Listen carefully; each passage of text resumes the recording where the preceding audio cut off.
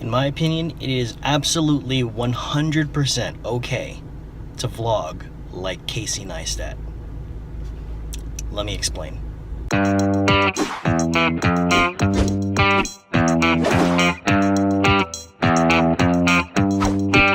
So what's up, guys? Today I wanted to talk a little bit about vloggers, their editing style, and influences. In particular, I wanted to talk about a particular vlogger named Casey Neistat. He has been a huge inspiration to many vloggers, cinematographers, video editors out there, storytellers, so on and so forth. And in fact, he's one of the main reasons why I got into vlogging. So Casey Neistat is one of the, if not the top vlogger over the past several years. He's basically the one that took vlogging and took it up a whole other level. And the reason for this is because he has his own style. He incorporates things such as drone footage, time lapses, pre-planned shots. He even made an entire video on his exact vlogging formula, which you can see right here.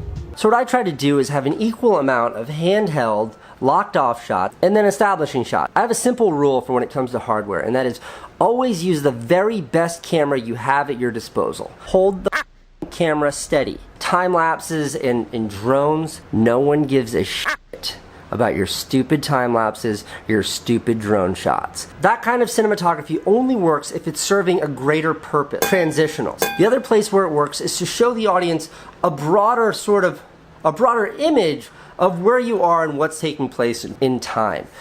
Now, any experienced vlogger who has a style remotely similar to Casey is going to come under fire if they're big enough. Luckily, I haven't had that problem yet, but a lot of people seem to have an issue if a vlogger or a channel has editing or cinematography anywhere remotely close to what Casey has. And I'm here to say that that's not okay to be that critical. Let me explain why. Now, before you start smashing that dislike button because it sounds like I'm promoting copycatting, I'm not. My point is that there's a learning curve to everything, and there's a process to learning, especially in a creative space such as YouTube. So consider this, when you go to school as a creator and you're involved in the arts, you gotta get started somewhere. And you start learning from the greats. So if you're in film school, then you learn how certain filmmakers make their movies. If you're in music, then you learn the great people in music. All they're trying to do is give you influences and help you create your own style. Apps like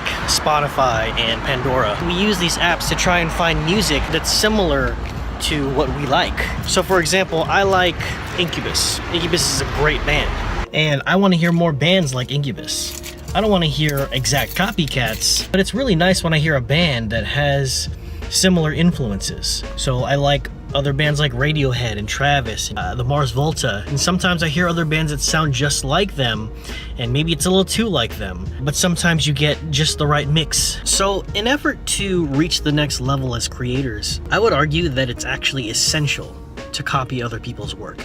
Not to pass it off as your own, not to be a 100% copycat, but to be able to add to your arsenal of tools. We all know that Casey likes to use drone footage, he likes to do time lapses, we know he likes to do fixed shots, and if we study enough of his footage, we can see the different things that he does. And it's great to be able to use those things at our disposal when we need them, when we want them, when it's appropriate. And when the next Casey Neistat comes along, we study from him too, or her. So it's not about being a copycat, it's about adding to your tool set so that we can grow as creators and as a community. But in the everlasting words of Gary Vaynerchuck, if you ever find yourself being really critical of how you're doing things and what other people think, in the words of Gary Vaynerchuck, who f***ing cares? Just do it.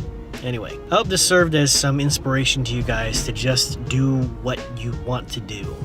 And who cares what the haters think, because it doesn't really matter at the end of the day. If you're creating, create. If you like something, like it. If you want to do it, then do it. And if somebody calls you a copycat, if you know that your objective is not to copy this person, but add to your toolbox, by all means, do it and don't look back. So anyway, thanks so much for watching. If you're new to the channel and you haven't subscribed yet, make sure you subscribe for more content just like this on a weekly basis. If you like the video, make sure you like the video.